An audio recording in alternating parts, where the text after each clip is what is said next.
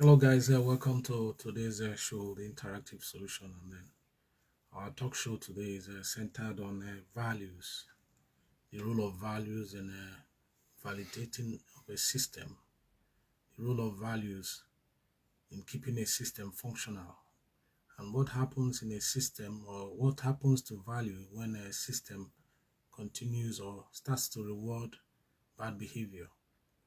So that is what we're talking today. How values and bad behavior conflict in a system, the way some such conflicts are resolved, if they're ever resolved, the roles value play in a system, how values are subverted by bad behavior, and all those things that are surrounding these things. These are some of the things we want to talk about today, and we expect that you join us to walk through these issues, these landmines. We sometimes, like I always say, what we do here is not generally something that appeal to a whole lot of people, but we are trying to kind of create a roadmap, for those of them in the political arena. The highest level of power you can ever envisage is political power in any climb, at the local government area, at the state level, at the national level. Political power determines a lot of things that goes in and comes out of a system. The system becomes dysfunctional, is there's the tendency to have a ripple effect that will affect every all the things that happen in that society. So, but when you have a robust political system, when you have a system that is that has been tested, that has stood the test of time, it becomes very difficult for some upcomers and some guys to just walk out from the woodworks and put the system down. They could come in and test the system, and the testing of those systems makes the system even more resolute.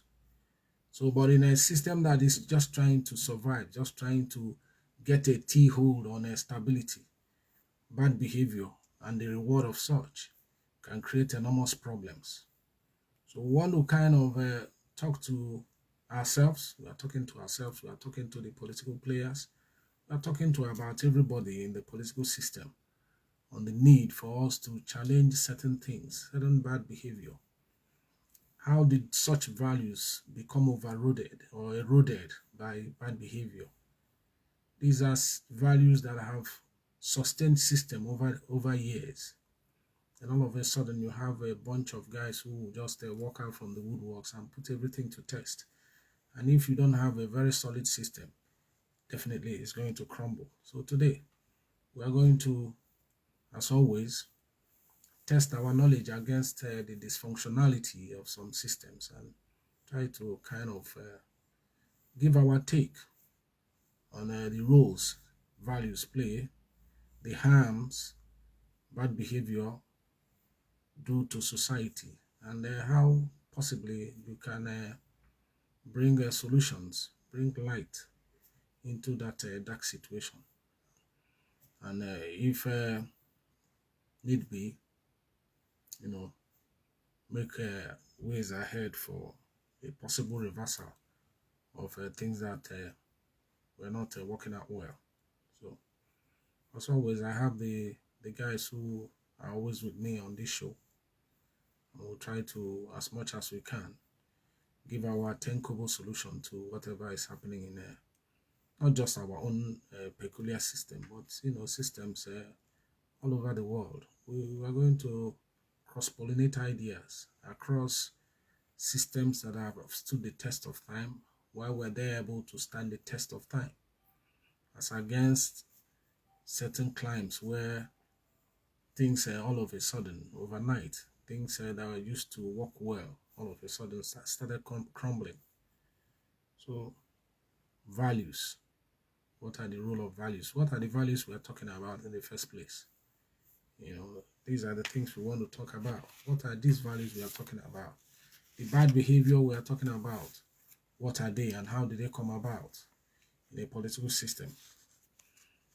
Are individuals shaped by more of family values or by bad behavior such that a system begins to crumble under such an onslaught. So, obviously, a whole lot of things, a whole lot of questions. I think the guys who do dwell with words will be able to walk us through the minefields that are present before us. And hopefully we'll be able to not just present our take on this matter, we'll be able to provide a roadmap for those who are in the field, those who are practicing politics, the way it should not be practiced or the way they should not be practiced. These are the guys we are talking to. And possibly what we have to say here can also resonate with systems that are working well, so that you know how to not allow bad behavior or whatever it is, put you under. So we have William Mary, who has always tried to, do battle with words and with systems, with things that are not going well. Sam also is in there. He has thrown in his heart in the ring today, and together all of us are going to test this water of knowledge to know if we're able to bring across something that is drinkable. That's why we're here today. And for all those of you who are out there, we urge you to come and be part of it. Come and contribute your own little solution or little idea on how to make the system work. Like I said, political power affects virtually everybody in a society. The good, the bad, and the ugly. The high and the mighty. If you have a system, the Bible even said that when the righteous is on the throne, the people rejoice. But when you have a bunch of rascals, those who do not even understand why they sought for power in the first place, when you have them in place, you begin to ask yourself, was it God's design? Even when you knowingly walked into that trap. Because a whole lot of things that happen are not just divinely sent. They are things that we knowingly walked into. As a result of one thing or the other, we walked into such situations. And when you walk into such situation, you'll be asking God if he was asleep or if he was awake when you made such mistakes. So political power can really affect every facet of life in a society. And that is why it is important to have men of goodwill, men of integrity, to populate the political arena. When you have guys who do not understand what politics and what power is all about, when you have men who are not well satiated in knowledge and understanding, you begin to understand what we are going to talk about today. Some people who had initially, good upbringing, and sometimes they go in there and they fall by the wayside. So these are some of the things we want to talk about and how to possibly go about reclaiming a system from bad behavior and from the stranglehold of guys who have sworn to themselves or who have sworn to any deity to bring such systems under. As we are presently experiencing in our climb, many people are reeling under the weight of bad governance, under the weight of cluelessness, under the weight of people who do not understand what political power should be used for. They just got in there for, I want to rule, I want to rule. I want to be in this position, I want to be in that position, without actually knowing what that position calls for. It is important for you to understand what you are going into power to do, not just come in and say, I want to be this, I want to be that. You see situations where destruction has become the order of the day. People just come in for no good reason, begin to destroy properties that has stood the test of time even before they were born. And all of a sudden, somebody comes in because he has access to power. He can call the police, he can wield the power of the army. And all of a sudden, things begin to go south. It is quite unfortunate. You also have a situation where people use their positions to do the wrong things.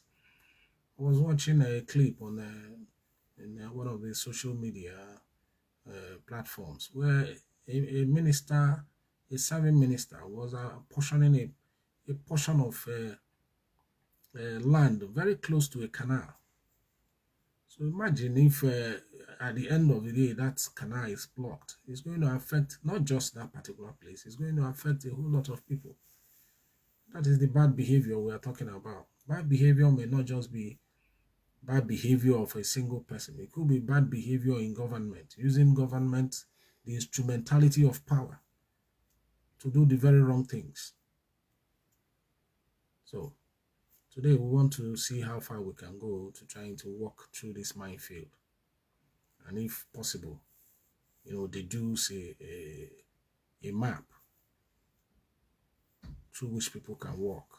Even though the land can be mined, but you should be able to know where the landmine is and walk tentatively and delicately through the minefield to be able to avoid being blown up. So a whole lot of things have gone wrong, and they continue to go wrong.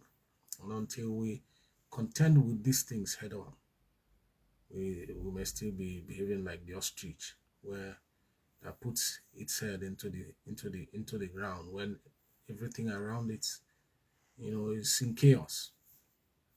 So we're talking to ourselves. We're talking to all the players. Let us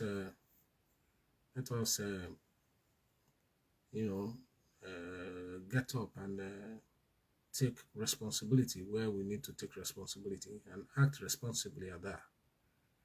Because power is transient.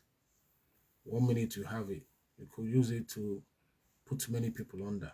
One moment you have it, the next moment you could think that 4 years is a long time in politics. Yeah, obviously it's a long time, but before you know it, your 4 years is over. You could think that 8 years is a long time in politics. Definitely 8 years is a long time in politics, but before you know it, your 8 years is over, and you come on the other side and begin to take all the rubbish that you dished out to people. Then you know that you had used power wrongly. So guys, we urge you guys to come around. Let us brainstorm. Let us put ideas together to see how we can, forestall some of the onslaught of bad behavior and bad governance.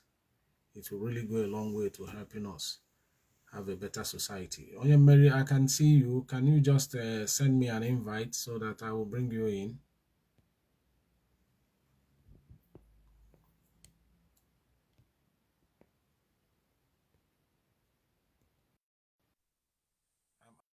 Now, so that once you come in, I think we're already 13 minutes on the hour. Once you come in, we get going. Already, I've sent you the invite to come in, and hopefully we wouldn't have any glitches. We wouldn't have any delays in bringing you in, because already our time is ticking, and it's already 13 minutes, or is it 13 minutes, 17 minutes on the hour. Possibly, let's see how far we can go with that. Chukuma, Primus Inter Pares, I see you. Thank you for being on the show with us today. I wouldn't mind. We wouldn't mind you, chiming in with your contribution or with your questions. They will go a long way in helping make this more interactive. Onye Mary, I'm trying to join you right now, trying to bring you in, but it's like you need to do a little bit shift a little bit from where you are. You're not coming in as expected. Okay. Onye Mary, you're welcome. Hello. Yeah. How's your day been? Yeah. We're good to go. Can you see me? I can't see you, but I can hear you. Okay, lovely. Nice to see. Oh, that has been the situation for some time now. We don't seem to be seeing each other when we are online. So, but we get to see ourselves at the end of the show. So, yeah. I think we just have to get going while Sam comes in. When he comes in, we bring him in. And but while we are here now, you've already seen the the topic for this week's talk show, and we'll try to, as much as we can, to quickly go through the questions that I have for you. And I hope we'll be as nimbly in our movement as possibly we can, so that we wouldn't waste so much time on particular questions. I have a lot of questions to ask you, so if you wouldn't mind, if you can just be as brief as you can on particular questions, so that I'll be able to cover the questions I have here for you. So I'm shooting now the first questions. You know, the topic. Can you hear me? Yeah, I hear you now. But I'm not. Sorry. Can you hear me? I hear you. I'm hearing you.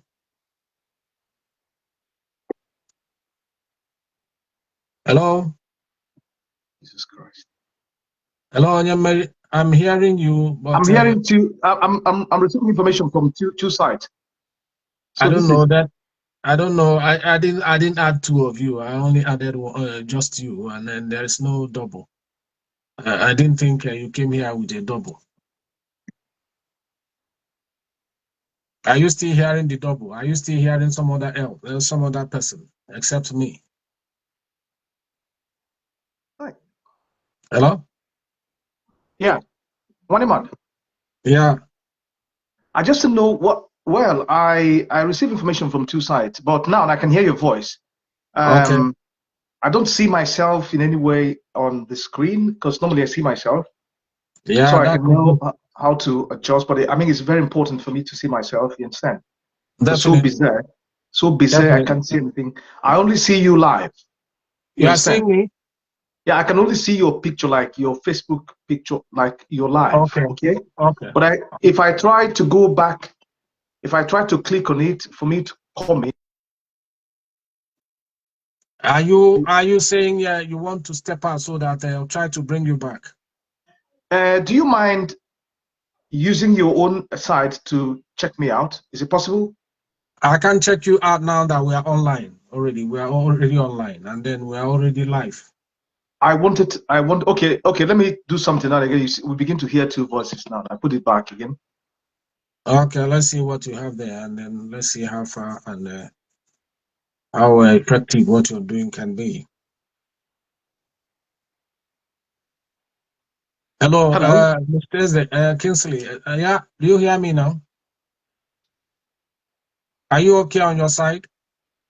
Well, I think let me just put it on the live side, so that I don't see myself in any way, and that's honestly bizarre. Let me put it on the live side, so I can be talking. But when it gets better, I can check in and I can check out and check in again. It's all right. Let's see what you have, and then let's see how it presents a good system. Yeah. Mr. Kingsley, we always appreciate your presence. Yeah. Yeah. Henry, you've been a constant on this show, and we appreciate you. Thank you very much for honoring us with your presence. Onyemere, are you okay now? As I said, I can hear your voice, but I only see the screen. Also, do I go live, like your normal Facebook screen? I cannot see it like before, but I can talk. Yeah. As long as you can hear me, I can talk, no problem. But I cannot see myself. I know that at the end of the day, we are still going to come out the way we used to come out at the end of the program. So we can as well just get going. And if it persists, if it happens next time, we'll try to see how we walk through that. The only thing I know is that I cannot. Hello? I can blend, but because I watch this sometimes, the position of the camera is not focusing on me, but it's okay. Now that this thing is happening, if I click it back again, it will be two screens that I will be hearing two different voices. So I think it's better we move on like this. Yeah, let's just go with one screen at the moment so that you don't hear double. Because I can be saying something and then the other guy will be saying a different thing. Yeah, it's the same person, but saying different things. Okay, that's the thing. You know, the topic for today's show is can values survive in a system that rewards bad behavior? That is the topic for our show today. And I just want to ask you, when you are talking about values, what are these values? The values we are talking about, what are they?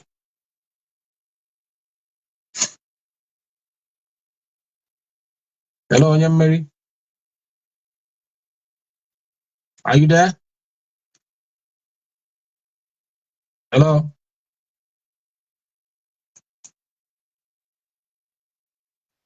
Can you Hello, hear Onyem me? Mary? Yes, I'm Yeah, here. Can you hear me?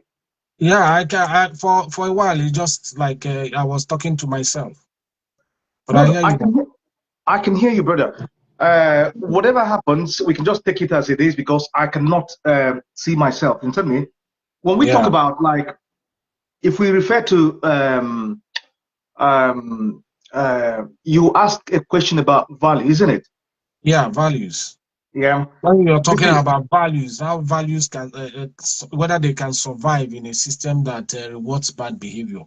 What precisely are the values we are talking about?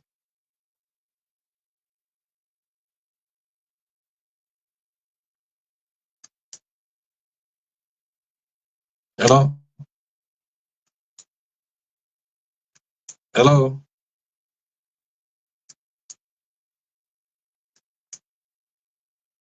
Hello, yeah, Mary? Zerubbabel Zadok, it's good to have you on. And then we'll appreciate if you can, do us a question or give us one or two contributions to what we are talking about today. Mr. T. Mr. Yeah, T. Do you mind yeah. if I try to log off and come back again, log in again? Then now you send me an invite so that I can bring you back. So that Yeah, let's see if just a it's. couple of seconds because I am talking to two persons at the same time, please. And I guess okay. Let's see what you have over there, and No, two same faces, but two different questions. okay, Yeah. okay. Let me try to log off. No, we're experiencing some glitches, guys, and I hope we'll be able to walk Oh. through them. Oh, these are to be expected, not as often as not just like things happen out of nowhere, but when they happen like that, you don't have any. You just have to, accommodate them, deal with them, and if you're able to, survive or you surmount them, well. At the moment, we are experiencing a kind of situation where I'm talking and then the guy is hearing double.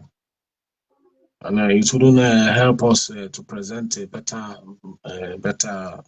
video. So I think it's trying Um, to do something. can you hear me, brother? Can you hear me I now? hear you. I always heard you. Okay. But you are the I, one who is I, hearing. You are hearing do, two things at the same time, two different do, things at the same time. do you know the funny thing? No. You know the funny thing is that I can't even log out. But let's be talking. No problem. Let's be talking.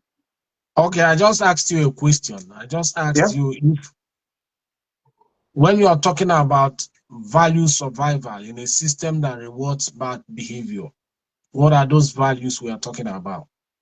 Yeah. I was saying, as long as you can hear me well, I was saying that values such as transparency, values such as accountability, values such as love, values such as compassion, values such as goodness, values such as integrity, values such as fairness, values such as equity, values such as justice, all of them contribute to building a better.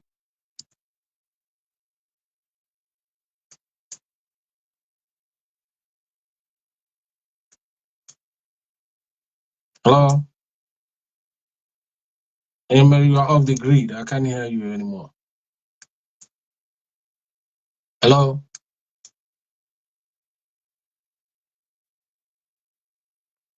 Hello?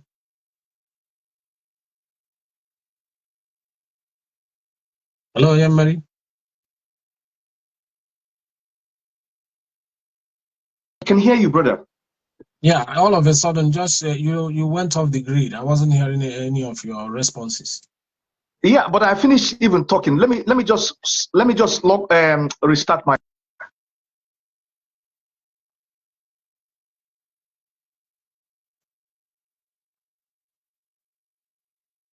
Can I log you off and then you send me an invite? I'll bring you back. Hello?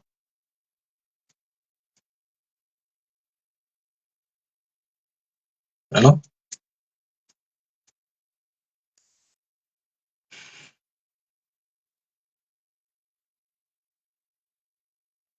This is one of those them days, as we see it here. This is one of those them days.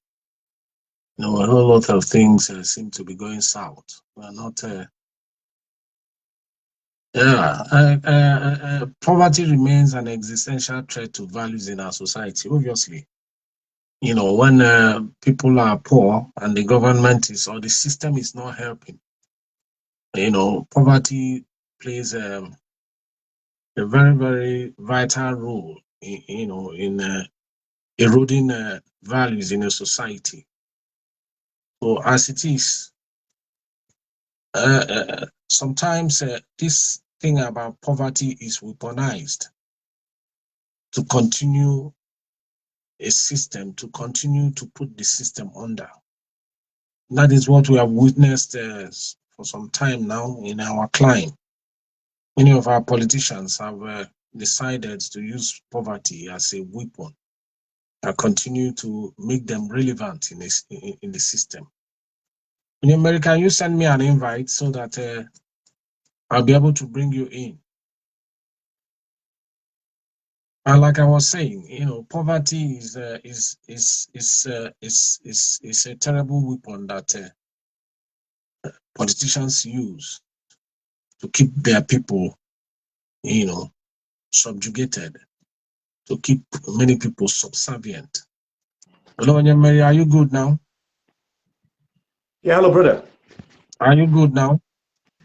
Well, if you can you hear me now? I hear you. Do you see Okay. yourself? I can. Okay, I think I restarted, but it's still the same thing is happening there, so I changed another telephone. So let's see. Okay. Yeah. So I was asking you, you just mentioned quickly some of the values we were talking about. Yeah. Quickly, as a follow-up to that, Did this you hear value, anything? Did you hear anything I said? yeah, you said something about transparency, integrity, accountability, and all those. Compassion, Those yes. Justice, fairness, and all of them. Equity, yeah. yeah, equity, yeah. So what I want to ask you is this: are these values human-centered values, or are they system-driven values? You know what I mean? Yeah. When you are talking about values that only humans can transmit into a system, Yeah.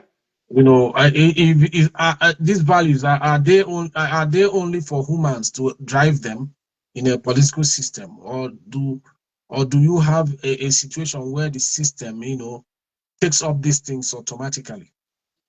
Well, anyway, I think it's both human and system centered. Okay. Okay. Yeah. So it is not something that we can just blame on the humans alone.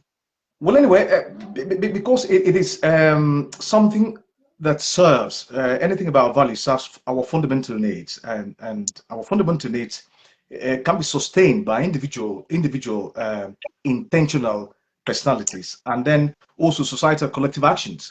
So we contribute as humans in terms of individuals and in terms of our civic responsibilities towards our society. So we contribute in two different ways to making contributing to sustainability and the progress of our society. So it's not just about contributing as just human or not human, although that we've got role models in a community, and we've got communities that are also role models in everything they do. Okay. Thank you very much. And on the flip side of it is the bad behavior thing. When you're talking about or when you're talking of bad behavior, what are these bad behavior we're talking about? What are they? Well, anyway, these the bad behaviors are some of these unacceptable attitudes that try to, I mean, in terms of our actions and omissions, and that also try to breach societal norms and rules and laws.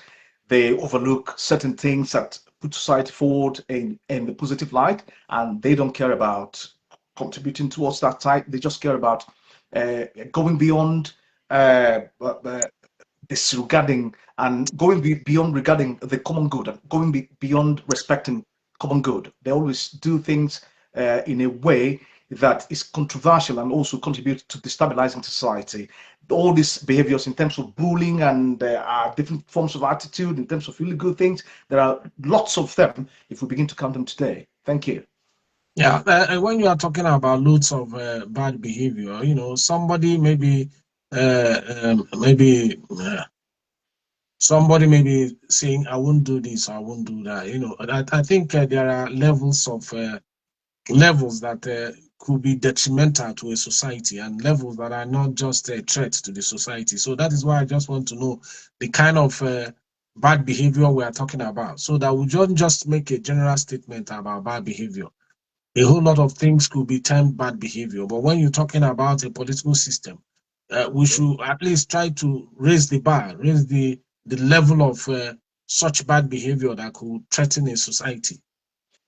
I don't know what you understand what I mean. You know, yeah, well, anyway, you know, like I said, yeah. these bad behaviors are behaviors that breach the societal norms. There are a whole lot of them, from doing illegal things and from cheating the system, from corruption, from greed, from all sorts of evil things in terms of making illegal living, and then people appreciating and even chanting and singing for you because of all these things that you've done. So there are thousands, there are many of them that we can count, because we're not focusing only on cultural, political aspect. We're also looking at the cultural and individual aspect, because all of these things play an important role in what we talk about: bad behaviors, good behaviors, and bad values and good values. Thank you.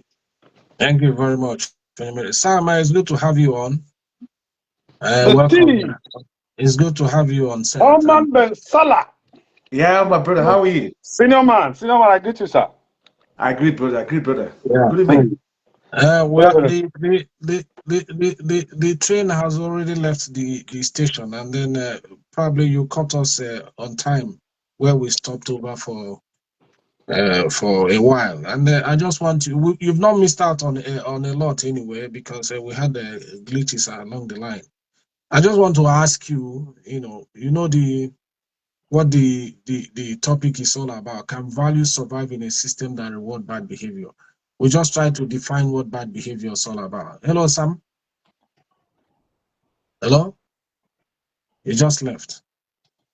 Well, it's not living. Probably it's because of that thing that has continued to happen. Okay. Yeah, I don't know. I was trying to throw a question at him. Hey, Sam, you are back now. Again. Hello. Hello, the T. Yeah, I don't know if the glitch has caught up with you, but it did actually. Well, yeah, I managed to resolve it. Okay, thank you very much. So we are talking about bad behavior in a system, and how they try to override values that we have in a system. So we have already talked about these values in a system, and I want to ask you, these values, how were these values generated in the first place? The values we are talking about now, how did they come about in the first place? Did they just drop from the sky, or were they just things that men decided to agree on, that these things will be our guiding code? Well, thank you, the T. Thank you very, very much. And to even get into that conversation, I think it will be ideal for me to start, building up understanding of what this value is. If we're able to understand what value is, it makes it even easier for us to understand how do we acquire them from, where do we acquire it from. When you see a computer that is in operation, there are a lot of functions, a lot of things that actually that computer didn't just start operating. There are things that makes that computer to operate. One of it, the most part of that computer is what is referred as the operating system. The operating system is what determines the way a computer operates, the way it operates. That is the core component of any computer. Some have got Windows, some have got iOS, and some have got different. With the phones, we have Android, we have the Apple iOS as well. So these values are this core operating system. These are the things that operate the man that you see that looks very nice, or the other one that looks very ugly. These are the compasses that directs the way the man thinks, the way he sees things, the lens where he sees the world. These are like the compass that leads wherever he does, that makes priorities, like distinguishes between, should I do this one first or should I do this one last? These are generated over the years, experiences, knowledges, innate characters. Some of these are actually, what do I call it, temperaments from family, all of it, all build up to define what actually ends up to becomes Mr. Samuel Nnadi. These are my attributes. These are the core components of my humanity. That is what makes me a human. That is what defines my personality. And these are built over the years, like I said. It builds from the family, which are the first fronts where you see values, where they teach you that this is right and this is wrong. They even teach you a basic language for you to understand how to communicate, how to make your food and how to eat food as well. And to understand this from this angle, it will help us to even dive in even further. The value is inculcated directly from the family, but one thing that you need to understand is that this family didn't just this family that gives you those values. They don't just get it from nowhere. They get it from somewhere else. And to go into that causal gantry, I mean, that's what do we call it? Link gantry. We have to dip even deeper to find out where do they get this value from? And that's a basic question that you ask yourself. I'm a father now. Where do I get my value from? It's not just from my experience. My experience is part of it. But the community, a collective agreement, a collective structure within a society, like here living in the UK, I cannot go about on the streets of London to be pissing about, like, urinating and all of that. These are common arrangements that have been put in place in my society where I live. And I have to align to that. That automatically becomes my value. That automatically becomes a value that I know that here in the UK, you don't, if you go against the traffic light, you're going to get a fine. And then it actually goes deep into your finances, and then it becomes a problem. So you see that the family get their moral standard or their value system from a given society, and also experiences. See where the experiences are in that loop. Because when I miss track, when I go against the traffic light, I get a fine. That on its own has given me an experience that if I do it again, I'm going to get fined. So that is part of that value that have actually given me a sense of understanding that I shouldn't be doing this again. So experiences now loops into that loop, into that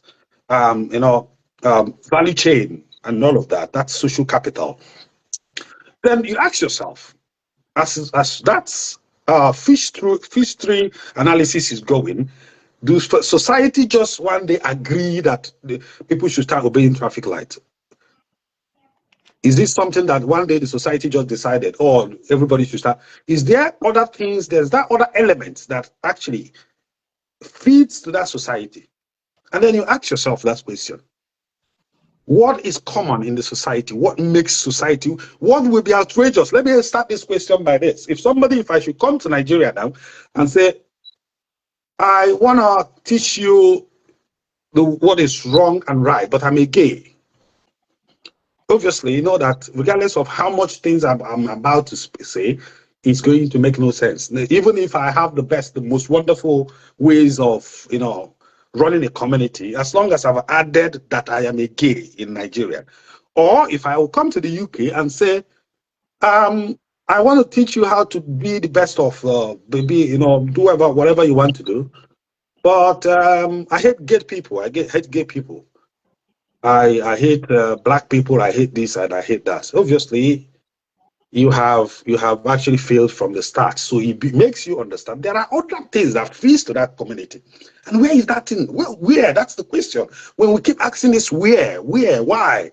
Where does this come from? Then you find out that every society have got a setting. This setting are built up from the same experiences, like me running against the traffic lights and learning from it and all of that. So you found out that community builds their system based on experiences as well, and a certain agreement. A certain arrangement that everybody agrees. Some of it could be law, some of it could be other things, but there are the inner part of it that is even deeper, because before people even get to that point of making agreement, they have an innate habit within themselves. They have a core system that defines to them that this is wrong and the other thing is right. And where is those things come from?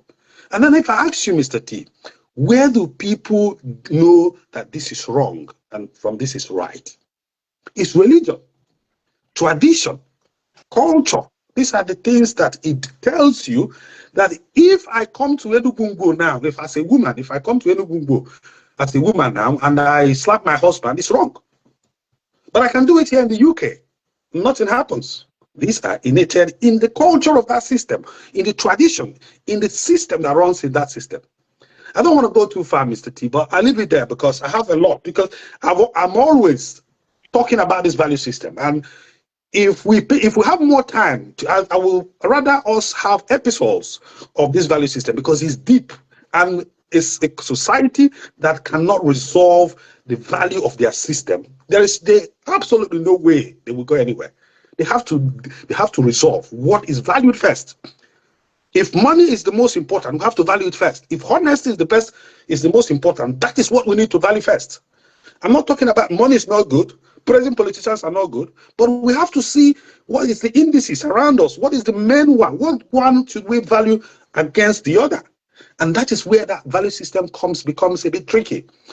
I'll leave it there, Mr. T. Go on. Thank you very much. Thank you very much, Sam. You've really taken some time, and then it wasn't for you came with punches, things that really touched at the foundational of some of these things. Onyemere, I want to ask you now, because we just talked about the transmission of these values. If values had sustained society over time and eons, and all of a sudden in this age and time, things are going south, things are going wrong, how do we begin to calibrate where it started going wrong, and then how we got to where we are today?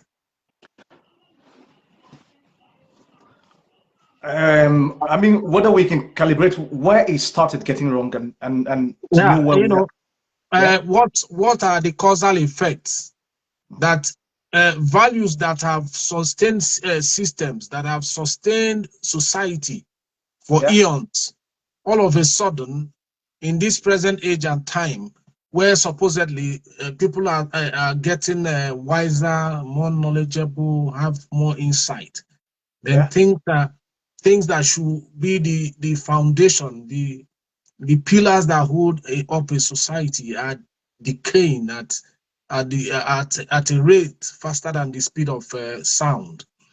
How do you relate that to what is happening now to maybe years ago? How did we get to this point where we are?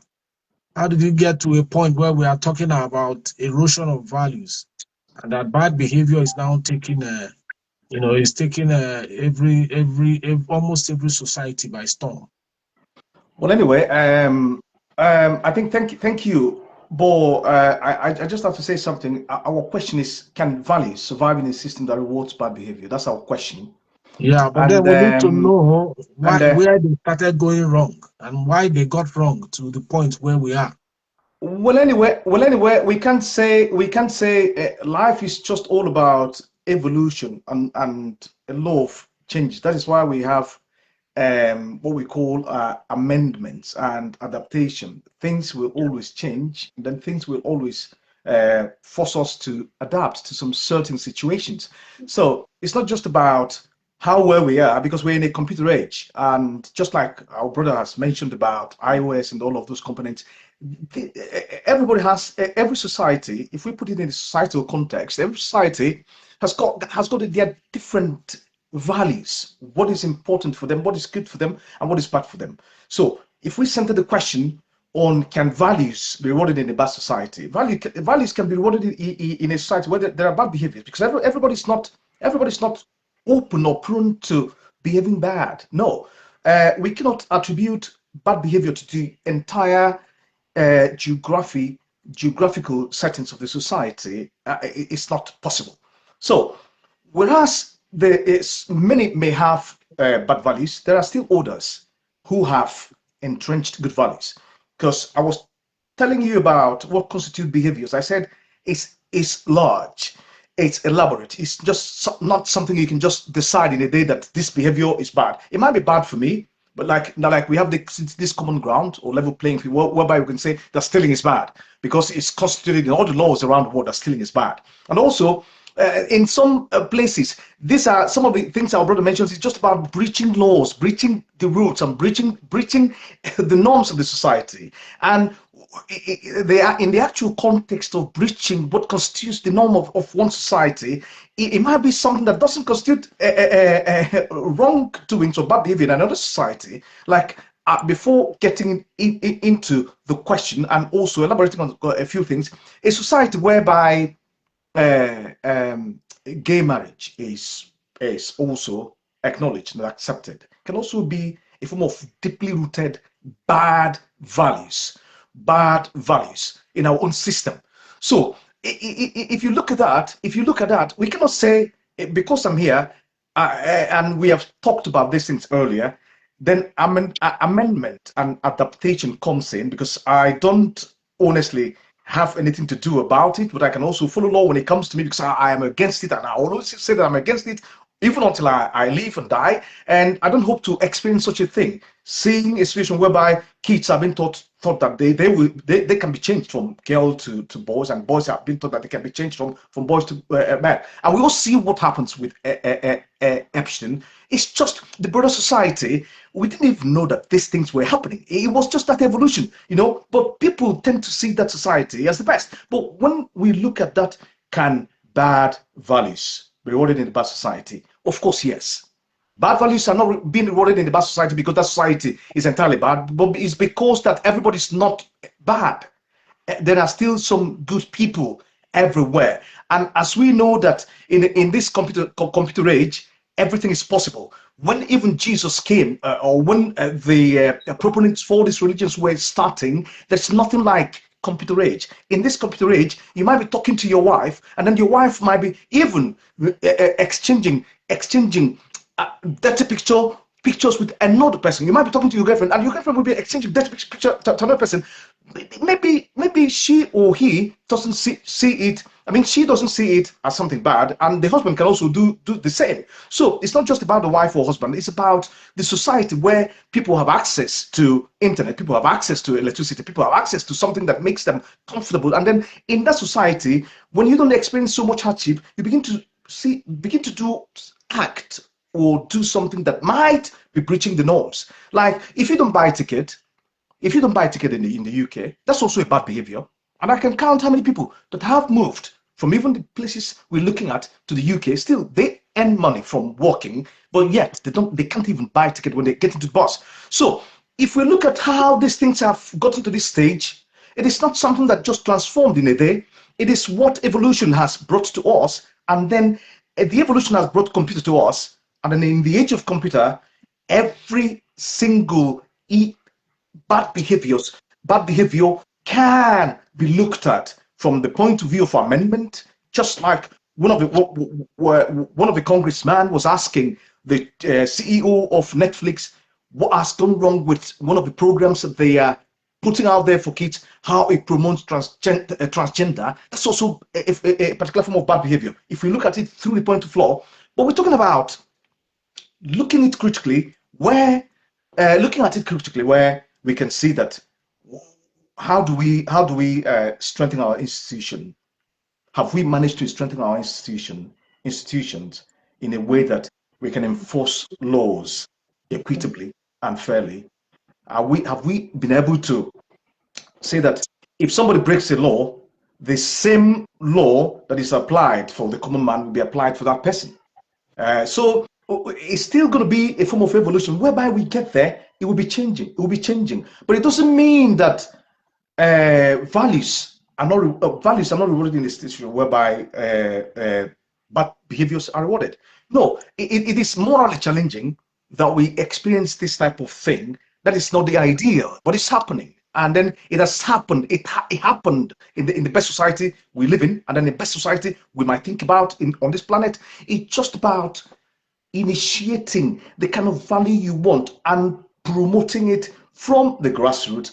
But also, we have to consider that there are many people from the community, from the grassroots, from the microcosm of every layer of government, whereby this set of people, they have got ingrained ethical values that no matter what happens, whatever structural incentive that might come their way, they will always resist it because they value what is good.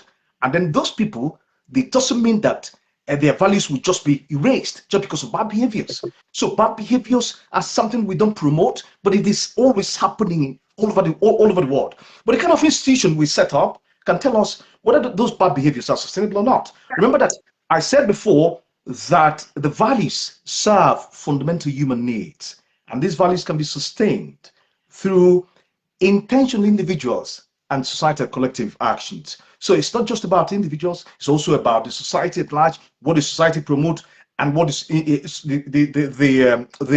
individual might be promoting something good, and then still there are still these few people in the society that acknowledge good behavior and then want to always defend them and want to always stand by them. You can just say that this set of people who are role models, who are natural role models, who might want to like take any risk in defending what is right. We cannot just say that because society will bad behavior, they no longer that values are not rewarded in a place where the bad behaviors are rampant. No, values are still there, but these values can survive. It can survive, and those values in those countries we've seen as developed are the kind of values that has metamorphosed into developing their country and transforming their countries into westernized countries, civilized countries, because some of those people with values came back and said, some of those people with values rose up and said, no, enough is enough. But until we get there, we will still be evolving. Thank you so much. Thank you very much, Emery. Thank you. It took quite some time there in that explanation. Thank you. All the same. Sam, you heard what Onyemere said about the evolution. Some of these things that we are seeing now as a result of evolution, changes, not just in time, but also in space. And we have gotten to where we are today. So can we safely say that values have changed over time, or that or that they've been overwhelmed by bad behavior? Well, the thing, yeah, of course. Value normally undergo nominative inversion. It goes from one end to the other, and it depends on which portal is going in that standard deviation. It can go wrong, it can go south, it can go bad, it can go worse, it can go best, it can go better. It depends on the deviation is going towards. But to encapsulate this, we have to first of all define on which deviation that value is going, and that is where it becomes a bit more tricky. I'm a director with what we call it the Farmers of Thought. This is an organization where we sit down, everybody sit down, and we just think. We think and we write down what we are thinking. And then we bring all of these things together to make the best versions of whatever each and every one of us is thinking. And within that concept, we have developed a system where we kind of try to redefine this deviation that I'm talking about, where the society actually sways towards the most. And in the process of developing all of these things, the first question you ask yourself as a human being is, how do your brain function? What is the attributes of your brain? How does it function? And I'll come back to your question, Mr. T. Just give me a moment. The brain, the first thing the brain listens to is survival. They want to survive. What if you have a situation now? The first information your brain answers is surviving. How do I survive in this situation? Then emotion kicks in. Then they start, after understanding that I can survive now, then you can start applying emotions to it. The logical aspect of the brain comes always last. It will always come last for you to reason. That's why most times you see people, when they are in a certain situation, they ask you to, can you give me some time to think over this, so they can come back with a better result? Because if they react at that particular time, they may make a lot of mistakes. And bringing it back to what your question, how does this value evolves? It evolves just the same way the brain evolves. It survives first. In a society, everybody wants to survive. Everybody wants to survive. So that involvement starts from people intending to survive. That's why you see them. If you go on Facebook now, you find out that if I am going to be stripping naked, if the woman is going to be stripping naked now, this life will be going up to 2 million people watching it. Because people want to survive first. People want those things that makes them react quickly. The reason why people will, first of all, intend to take bribes is because these are something that is attainable at that moment. They want to survive at that moment quickly. And then emotion comes in. So that involvement, if it's not properly checked, this is the reason why we have had a situation where the involvement of the entire society is being kicked in. After the survival mood, it goes into this emotional mood, where the emotional mood is where fear. I don't know how this is a deep conversation. I don't want to get into it. It's you're already very, there, and then you're taking us into that minefield. Yeah. So you better walk out of that minefield. So what I'm trying to explain in all of these things is this. I'm not sure if you're getting my point. If you're not getting it, just I'm getting your point, because like you said, survival first. When you've survived, yes, then you begin to bring in the emotional aspect of it before the rational aspect of thinking kicks in. Yes, that's I understand that. Yeah. Okay. So this is actually how human evolves. This is how society evolves. And if people are not getting the right survivals, and I explain it to you, I explain how this survival works. I'll give you a scenario in a society where we have an accident. You don't take the whole time in doing that. Just be snappy. Sorry. Let me cut it there, because I said it's going to be so long, so I don't want to go too deep into it. You're taking us into deep waters. Yeah. But the point. Let me cut the long story short. Yeah. How a society evolves depends on how they survive. How a society evolves depends, is a key word. How you survive, how you evolve depends on how you survive. And a simple example I'm going to give you is, if there is a road accident here, a typical African man will look at that road accident. That I've given the illustration on that before. A typical African man will look at survival from that accident from the angle that I'm blessed by God. It creates that survival in his brain, that this is how I survived, because God protected me.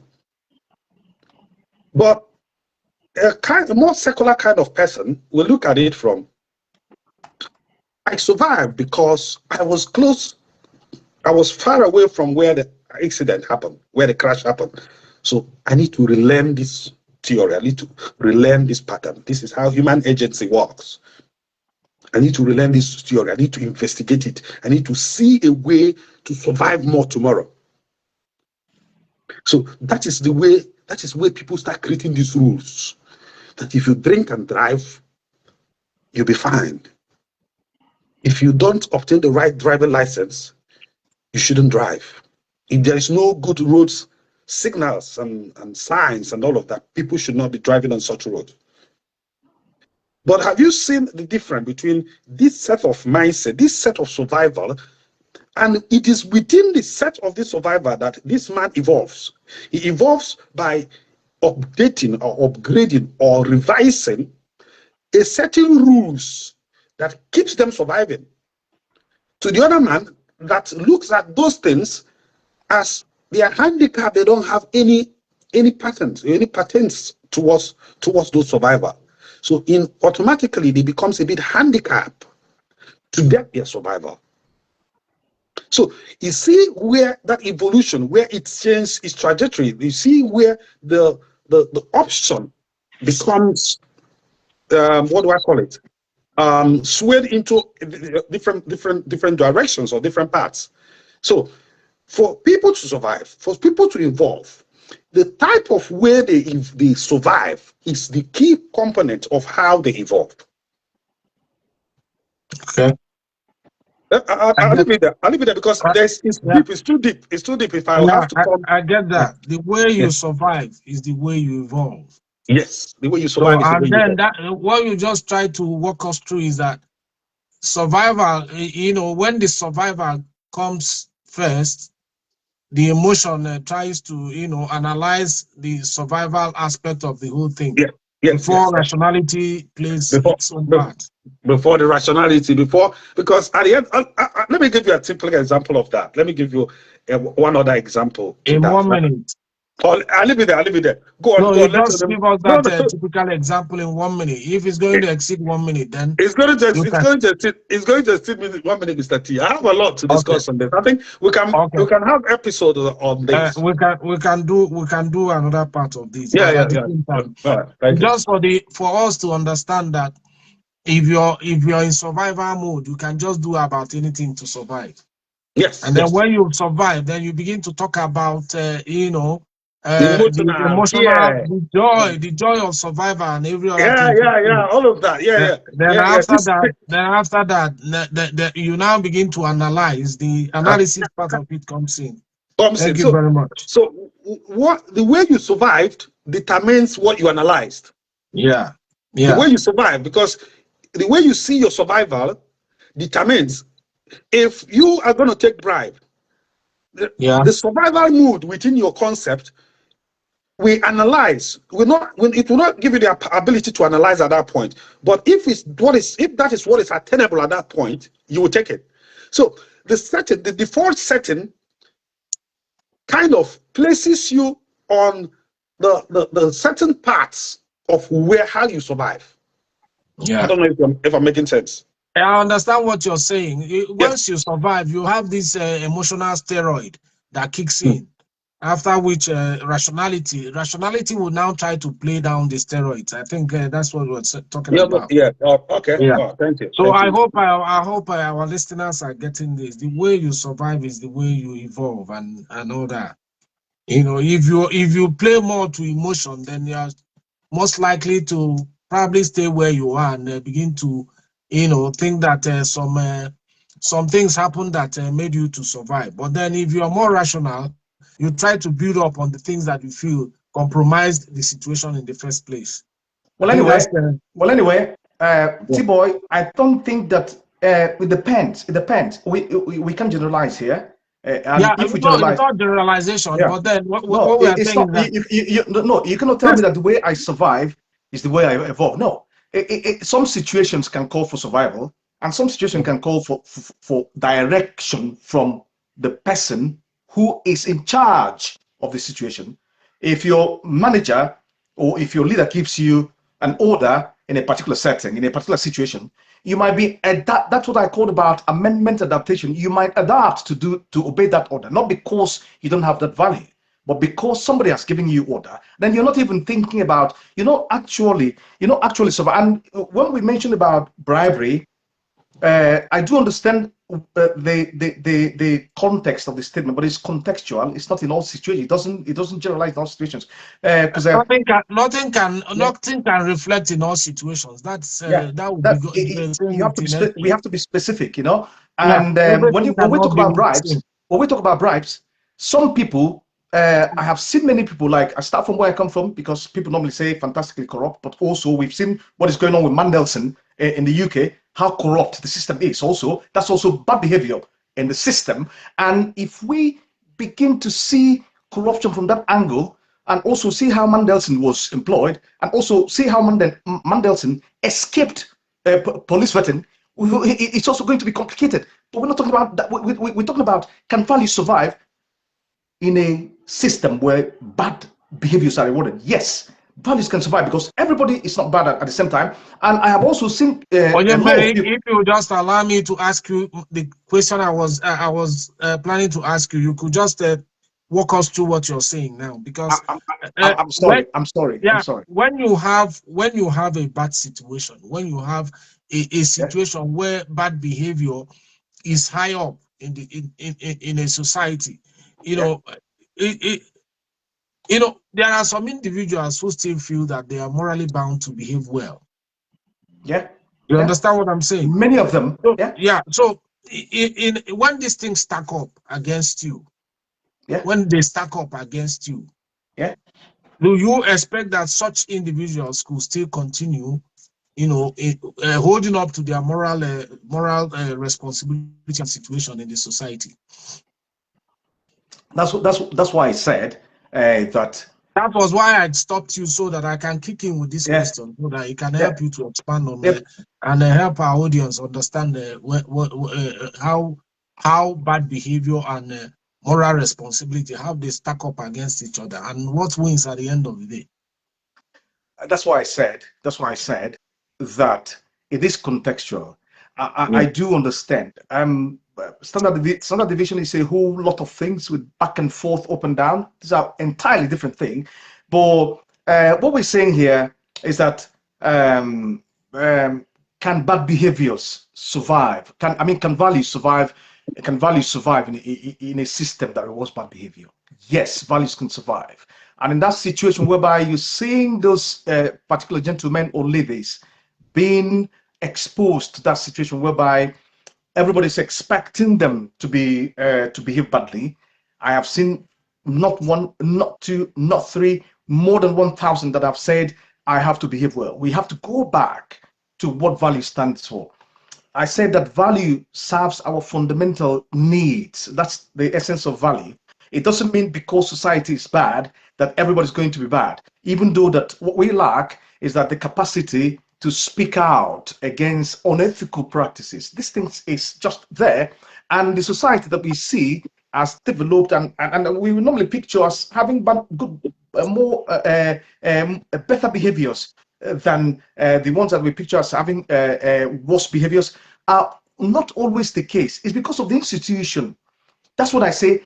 Entirely, in essence, bad behavior is rooted in all the societies. It's just that when you create an institution, when you create a system that controls this bad behavior, it will minimize the level of bad behavior in that system, and it will look as if people don't have behavior, and that's also good. That's about the kind of laws and rules guiding the society. When you go deeper, or when you go through tort law back and forth, you see a whole lot of different categorization of what is seen as bad behavior towards our neighbor. Because when they say that we have a duty of care towards our neighbor, that's also a big statement. But people tend to overlook the implication. The implications is also large. But coming back to whether values can survive in a system that rewards bad behavior, those people, as I said, yes, and those people who are exposed to such amazing situation that it looks as if they're not going to act, there are many of them that have said we will stick to good values rather than acting as expected from the norms of the society. There are many of them, and even though we don't acknowledge them, I shout out to them because they deserve all acknowledgement and they deserve much respect. The society swallows them. That's why we don't notice them, because the bad behavior ones always shout everywhere, always promote bad values and bad behaviors all over the place, and that's what we see. But there are a whole lot of them. If we look at people, there are many people in that society that promote bad behavior with good ethics. Those people who have got moral principles, they prefer not to give or not to surrender their moral principles to bad behavior. They prefer to stay and suffer with that integrity than delivering or than surrendering their own ethical values. We talk about we are seeing less and less of them in our climb. No. That we've seen less and less of them is because the society consumes them. If you're saying that we've seen less and less of them, why is it that when we normally come out, we begin to see people have this orientation? It's just because of the law. The law tells you when you hit somebody along the road, when you have a car accident, the law says, this is a stipulated law that guides that accident. The law says that you have to do this. You have to give exchange insurance number. It's no need for talking. But the other side, because the system, the institution is not working. That's why somebody will jump and prostrate and start begging you, because the system is not organized as an institution that will take care of that thing. If we have a better institution, and somebody might go and do a whole lots of other things, people are doing it in this system. I've seen many people who go and even burn their cars to take another car. These are the things I cannot do because of the family. But I said there are many people with family values. There are many people with background. There are many people who have high moral responsibilities that says, oh, we can't do it. There are also, in every society, there are people we look towards to that they exemplify what we call role model. When the chiefs are down, the society members or community members will normally tell you, please go and look for this particular individual that is going to say the truth. We need to acknowledge them. They're there. Because the society promotes, every society promotes bad and good values, and every society rewards good value to some extent. But that doesn't mean that we have to think about that value as not surviving in a place where bad behaviors are rewarded. Keir Starmer is hearing maybe my voice is loud there. Has Keir Starmer rewarded good behavior by appointing Mandelson? No. It's because of also that corruption. But because they speak out to unethical values. On the other side, they don't speak out. It's because of the institution. If you speak out, you become vulnerable. Because you become the victim, and you become everything, because society hasn't been able to build an institution to protect people who speak out. So if you talk about whistleblowers, if you whistleblow because of that thing happens, but now which society is gonna come against people who speak out? That doesn't mean we don't have all those things, all those microcosm of events and bad things happening in England. They are there. Back where we come from, we don't have as many what do you call them, street guys, in terms of people who are homeless the way we have it even in the most developed countries. You go to New York, you see them. It's because of people there. They can't even manage them, but they're doing their best to manage it, but it's not easy. So if you go further down again, you see a certain group of people in the society that are highly likely to stay in their lane of good value than giving up what they have as good value because of earthly or worldly reward. They are there. So we cannot say that. Depends on the society we are referring to. In every society, there's this. When we go further to Epstein, are we talking about that what we have seen so far in Epstein is just about good behaviors? No.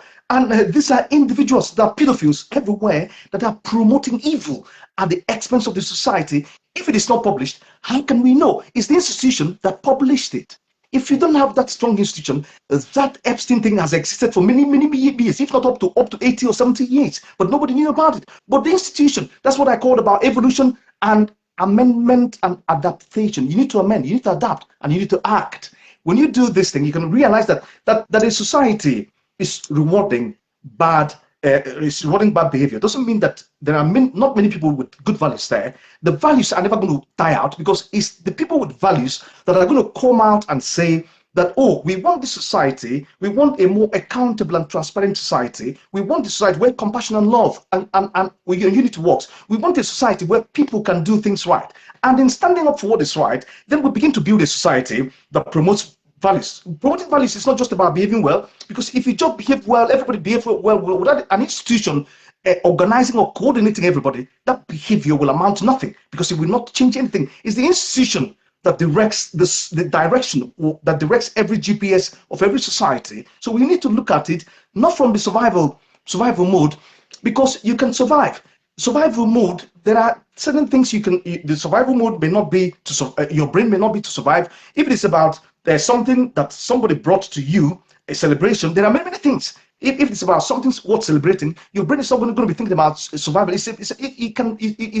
Brain thinks about survival in terms of negative things, not about the other things. There are many other things that brain can start celebrating even before thinking about anything. So when we look at it like this, we will stick to the question that society rewards them. That society rewards them doesn't mean that it's not morally challenging. It doesn't mean that we have to be praising a society that rewards bad behavior. We want that change, but that doesn't mean that society doesn't reward them. There are many things that are coming out, even from the Queen of Norway, Princess of Norway, even from people from Sweden, even from people from different countries in Europe. They are all represented in EFSHIN. Are we going to say that because of that the institution is weak? It's because of that good institution, and then being able to enforce law, and then being able to make sure that they hold people accountable. That's accountability. That's one of the values. That these things are built by society, by individual, and by the background, and then by the values we've carried onto today. Thank you. Thank you very much. Onyemere, we should also understand that justice delayed is justice denied.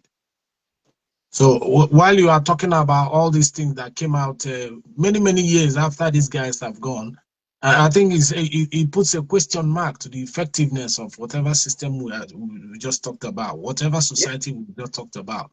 That's what I say. That is just a discussion for another day. That's what I say. Yeah.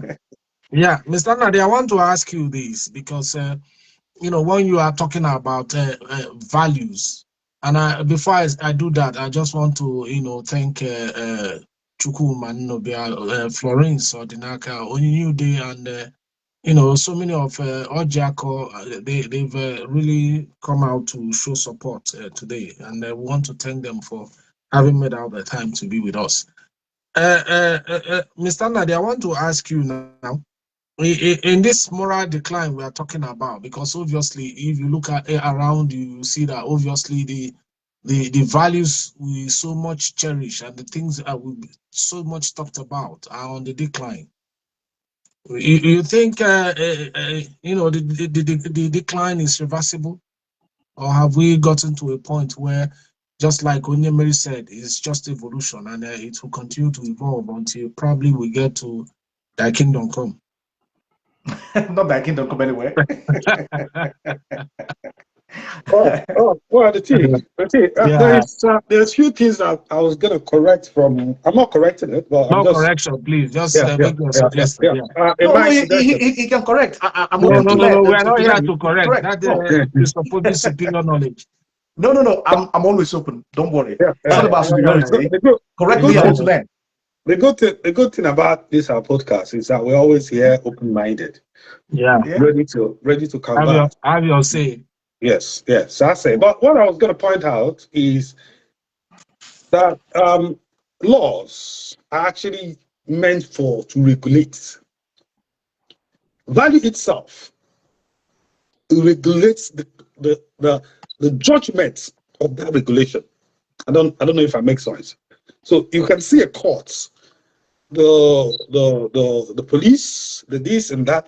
These are all applications of a certain value that you have already. It's very deep. You have to have a value first, then apply it in court. The reason why this man that announced Nigerian election, there is a value he has. There is something. It is not just the law of Nigeria. It's not just what is before him. That this is Nigerian law. because if that is the case, he would have announced the right result. The police officer that is taking bribe, the law says don't take bribe, but he has an additional information that is not within the culvert of this law, which is that value. That is where that thing gets a bit deeper. So laws itself is just to regulate a certain value that you have already. And so we are going deeper. So the point I'm trying to make in all of this sense is that a society cannot outperform its value system. You cannot.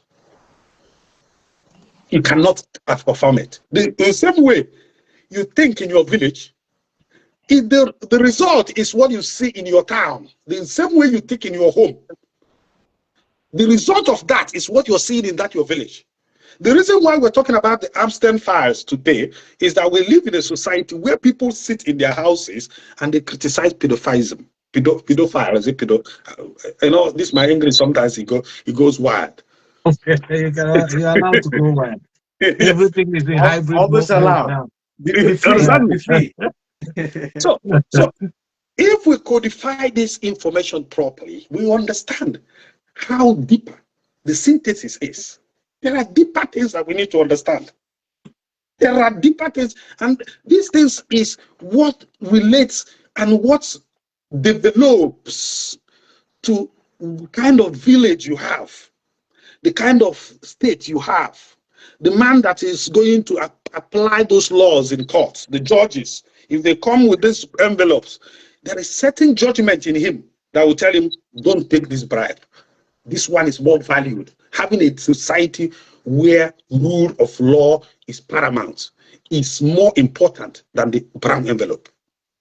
That is the point I'm trying to make.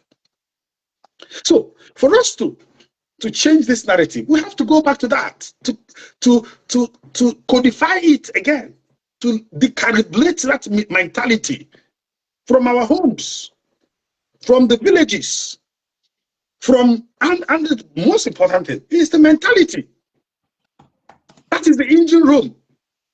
Because a man who thinks that poverty is caused by the spirit, there is no way he will challenge that concept.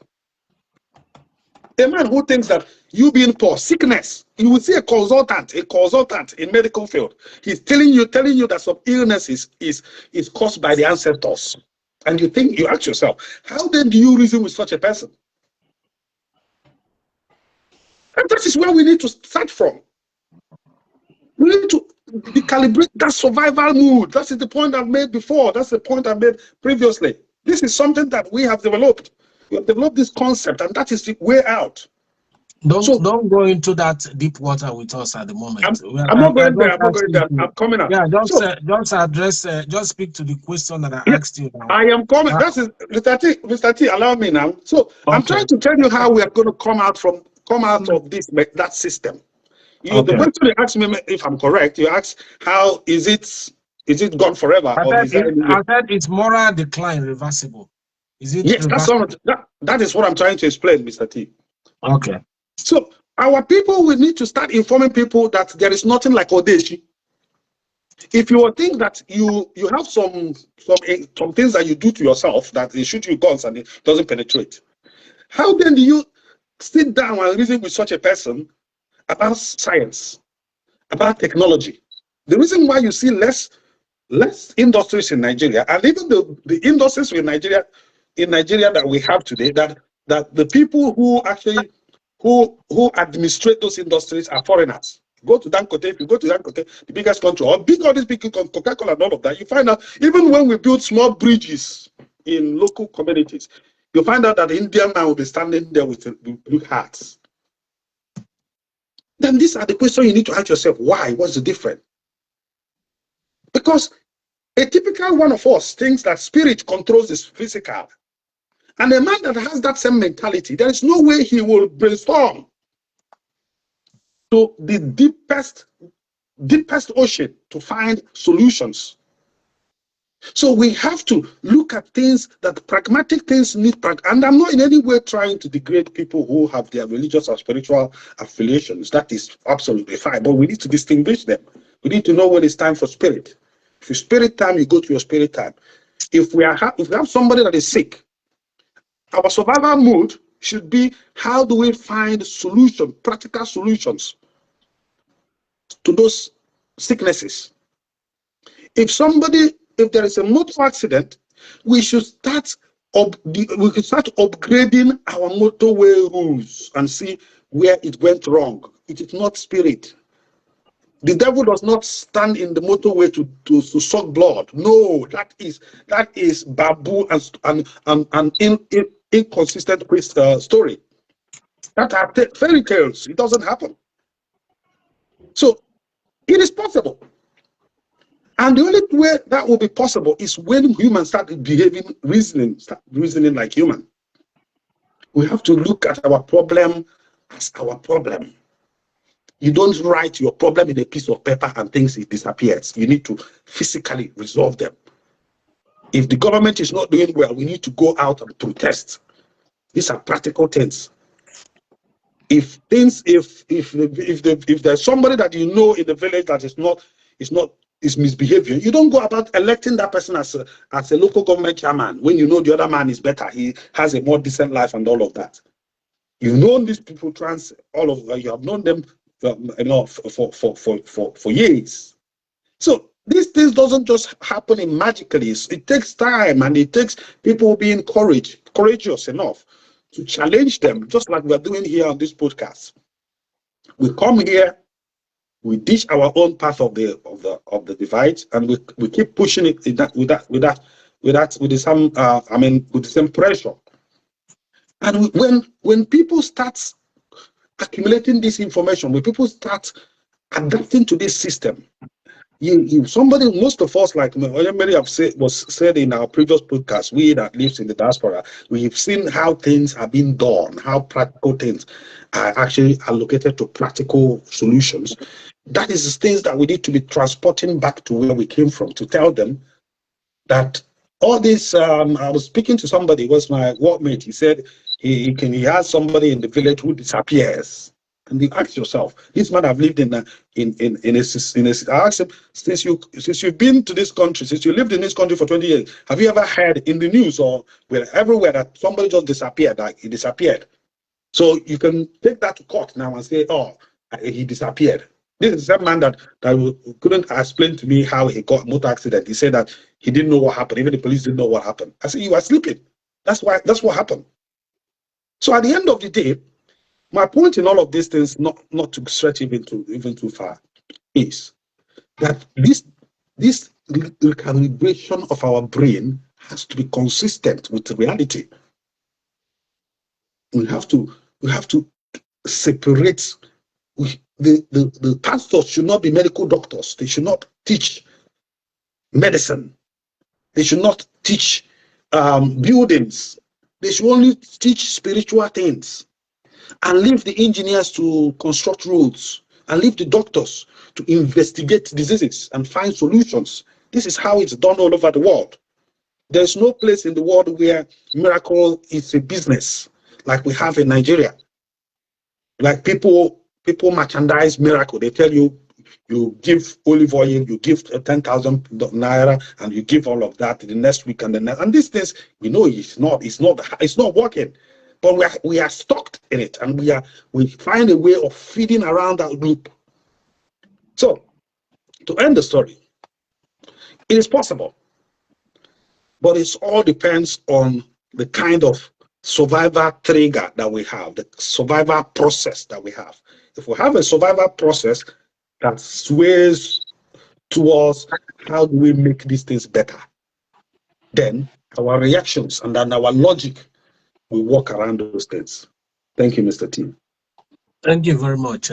Thank you. That's a good one. And then you've really driven your point home. Mary, I just want to ask you, do you think we have provided enough evidence to show that bad behavior is really challenging morals in our society? Do you think we have enough points to have proved that? Well, anyway, we like I say, we need further evidence to get to it. but also somebody can just So, instantly generalize. Oyemere, for example, now look back in Nigeria. Do you think that comparatively, Nigeria of 1980s and Nigeria of 1990s and 2000, do you think morality has been in the upward movement or going down? You've been around all this while I'm talking about. So when you look back against what we have presently, do you think that morality has been under a kind of under the wave of the onslaught of bad behavior? You don't need statistics here. You are the statistician or the No, statistician. You don't need well, any other anyway, when you say morality is in the upward movement. No, I'm saying whether it has taken a hit from bad behavior, or whether it is in the upswing. This is not just about Nigeria; it's all over the world. No, I'm only saying. I just want to be contextual at this time. I just want you to, look at Nigeria. Yeah. Yeah, morality and immorality. They are also there are lots of people with good morals, and there are many people with bad morals and bad values. Yeah, if you want to put it that way. But then, if you want to talk about whether one has eaten up one or one has not eaten up one, I will say like this. I think we have to be. This is where we have to be critical here, not to just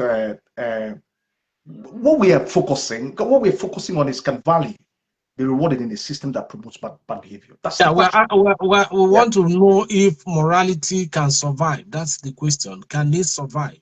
Yeah, but I said that values can survive in a situation whereby bad behaviors are rewarded. I said it many times, which means you're not following me. I said it can survive because everybody is not behaving badly. It's just the system.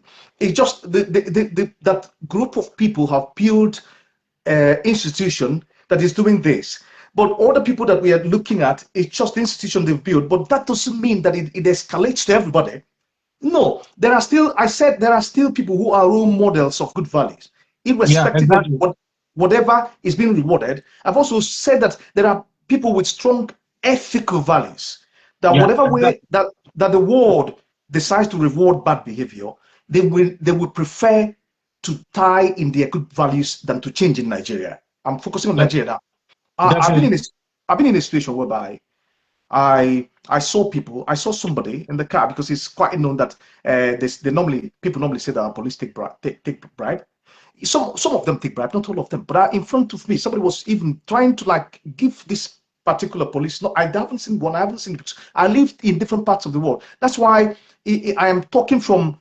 If I talk, I can talk about how SARS behave. I can talk about how the Nigerian people behave. I can talk about how other people. I can talk about their own cultural perspective, things from their own cultural perspective. What I'm saying here is that many people decided not to collect it, even though that they have this ultimatum from their own director, from their own commissioner to do. From I don't know where it's coming from to do it from their own leader. I don't know. Every situation has got a contextual leader. So what we're talking about here, whether good or bad. So we cannot say that the values cannot survive just because society is running bad behaviors. Then the question is going to be, who is going to change that bad behaviors? Who is going to change it if we don't have values? That's the ground I am preparing, but you never gave me the substance to ask you that question, because I want to tell you with my eyes closed. Yeah, that it's never been bad this way, the way it is in Nigeria. Comparatively, when you look back over the years, it's gotten worse. Things have gotten worse. They are moving from bad to worse. Yeah. And why I'm asking you this, for morality to be able to survive, we need to have safeguard options. We need to have plugs things that can plug the leak. And that's the question I was asking you. If you think do you know why? No. Do you know why they normally see us as very weak people? Even somebody can just. I'm being respectful here. The way they normally see us as weak people, because we sometimes we don't seem to look things from the perspective of evolution and from the perspective of being able to change the situation. That is our problem. Because No, you can some only people, start changing a situation where you no, take responsibility. yeah, And as far as I know, in that yeah, country, yeah. we are not taking responsibility. No, And no, no. it is only when you start taking responsibility that is when you begin to Yeah, talk about changes. yeah. But look at that The thing, now. the That thing, there are people who are taking responsibility, right or the thing. wrong? How many against a No, no, population of no, no, over no, no, 200 no, no, million? no, no, no. This is a Amam Salah. straightforward question. Amam There are Salah. people taking responsibility, even in the midst of those chaotic situations, isn't it? Why Yeah. we are, look at what we are, look at what we normally address that our country is so bad. It's bad, but we normally see things. It's just about the economic situation, the exchange situation, and economic crisis, and also we look at the institutional crisis, the bad governance, and all of those things.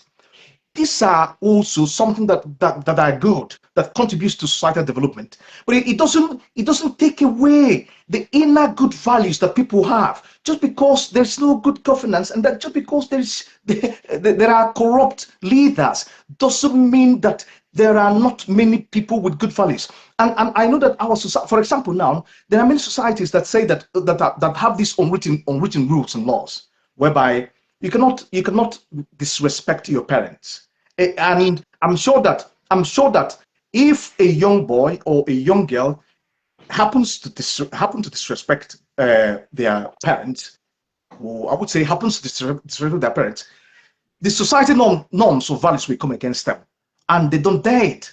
But in the place where we are living, in this particular country where we are living, people can insult their parents back and forth, and nothing will happen, because the society cherishes the children more than the parents. You look at what I'm telling you. Even all the hard works the parents are putting in, it's just powder dash compared to what benefits the child. And that's why we have more child distance and child that way. That is the reason why most of them are being taken away from their parents, are being handicapped. It's also a bad value that you take a child away from their parents. That's, by the way, and look at that now. Society is bad. Our country is bad. I'm not saying that's because some of these people are being rewarded. But what about those people that we look at role models? What about those people that promote? There are many people in Nigeria that have returned. How many of them are in governance? No, not being in governance is a different thing. Our question is, can No. values We are survive? talking about a system. Like when I was doing the intro of this, the most powerful entity in any society is government. Yeah. Policy. Mr. T. Yeah. Mr. T. No. Finish what you're saying, because before I brought the talks, I want to respond to you. Yeah. No. In Nigeria as it is today. Yeah. I think I know when the election, there were some elections that were held prior to 1999, the transition from 1999 to in the present Fourth Republic. Yeah. Even from 1999, there were certain things that were still sacred. There were certain red lines people could not cross. Yeah. But it is not so the same as we talk today. Yeah. You have a man who finished as a governor, and then he's dictating to the police and the DSS when he's coming to meet them. Yeah. There are so many things that are going wrong now that you cannot even talk about.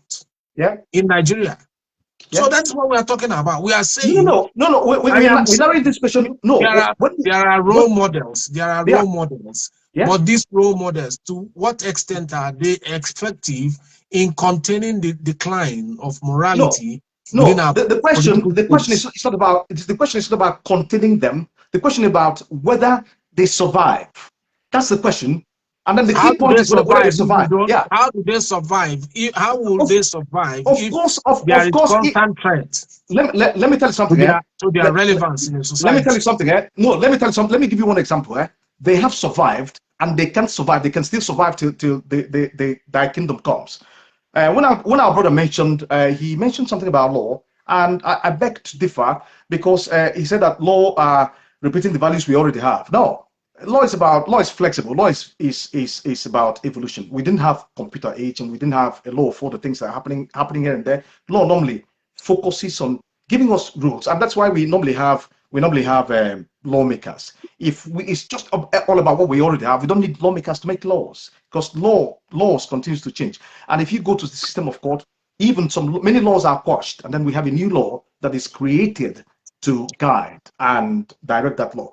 Coming back to Nigeria, you're talking about, if we focus the question on the Nigerian government, on the government of Nigeria, that's a different thing. But if we focus the question on whether values can survive, if they are debating about electoral transmission, I can tell you that values can survive. P2B is an example of values that is even bigger than Nigeria. I'm telling you, look at that.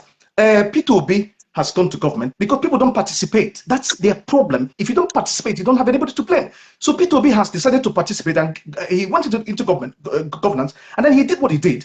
He's one person. He's one person. But I'm telling you, his threat is affecting the whole institution. And then if only the lawmakers can agree about electronic transfer of result in Nigerian election, I'm telling you that nobody's going to win P2B. I'm telling you now. You see your last statement. If they can agree. What you're saying, brother, what you're saying here is, let's focus on the question: can values survive in a system? Yes, values can survive because morals are not threat in Nigeria, and as just like you said, evolution and involvement. These things are evolving. You will change. Evolve in the negative direction. We're not so bad. Evolve in the positive direction. That's the understanding that we have. Yeah, but do you agree, Mr. T? Do you agree that if they make laws about electronic transmission of results in Nigerian elections, that nobody will be P2B? We are moving from where we're discussing to something else. No. You guys are intentionally. I mean, not you. I mean, it's about, we are intentionally debating on the question. The question is, can value survive in a system that rewards bad behavior? Yes, value can survive because value serves our fundamental needs. Whether you are in the UK or not, there are different bad values and good values all over the world. So whichever one has, even if we have a bad government, the bad government is still going to change in the future. It's going to be changed by people with good values. If we don't have those few people with good values, the system will never change, because with the system we continue to promote bad behavior. But because it will evolve, it will change, and then these people that have their values cannot be trampled upon because we have a system that rewards bad behavior. No. Thank you very much. Doesn't work. Yeah. Thank you very much. Sam, I just want to also ask you the same question, but in a different way. You know, in a situation where we find ourselves where we are at the moment, and in a situation where values are currently under threat, what possible solutions can you adduce for these things to be stemmed, or for them to be kind of for there to be a pushback? Because the more you have people who are upright, people who can put themselves to accountability, people who have high integrity, when you have them, you know, in governance, when you have them, many of them in governance, you see that some of these things we are talking about may not even be necessary. Yeah. So, but because we have a situation where you have not just corrupt people, you have armed robbers, you have 419ers who are now in government. You find it difficult to have even simple conversation going in the National Assembly. You find it difficult to have legislations passed and published the way they were passed. We are having different, so many things are coming out from the Red Chamber about agreement. When you agree on something, a different thing is published. It tells you the systemic rot that is ongoing now in the Red Chambers. And obviously, there seems to be a kind of symbiotic relationship between the Red Chamber and then the executive arm of government. So my question, Mr. Nad, is how do you think we can stem this slide? Well, BT, thank you. Well, I think we should be a bit more cautious about the timing because we are getting... Yeah, you just finished that. We are going to round off here. Right. So I don't know if I have enough time to You don't have. discussing. You don't. You don't. Yeah. So let me just catch it a little bit like one from one end to the other. I think with all this conversation that I've even overheard you guys speaking, and that is where we have a problem. A friend of mine were talking to me about there's no need for us to talk about these things. We have been talking about the corruption in Nigeria, the corruption in leadership, and all of that, and this never changed. I said, you see where the problem is, and that is possibly what I'm seeing from the conversation you guys are having here. You are trying to solve a problem from its effects. We are trying to solve the effect. Like you have somebody who have cancer inside, and you're adding topping up paracetamol and thinking that that problem is going to go. We're not having the right conversation. The right conversation should be, why do people not take responsibilities? Why do people not accept accountability? It is within their moral compass. It is that their moral ability to distinguish those things. That is where that problem is. Why people don't take responsibility is within what their inner judgment decides as should be acceptable, and this should not be this is unacceptable. And as long as we don't get deeper into that conversation, we will keep having a member of the House of Assembly who we automatically assume that he is going to pass the right laws, and he will end up disappointing us because we, even ourselves, don't even think about why do a boy will go to a Chinese or an Indian. I was telling you guys a story the other day where I went to India, where it's ravished with, poverty is in India. Physically, you can see them. Some people generations have no homes and they still survive. But in India, if you go to an Indian shop, like typical Indian man shop, you buy the fake jewelry. So I've experienced that myself. You go to selling the fake jewelries. He will tell you this is fake, but it's not the same. With it's a woman or a man from Scripture Union in Nigeria or Deeper Life in Nigeria, he will lie. Or in the airport, when they go to the airport, because these are the things that gives them that sense of survival. These are the things that are acceptable to them. And all of that. So the point I'm trying to say is that as long as we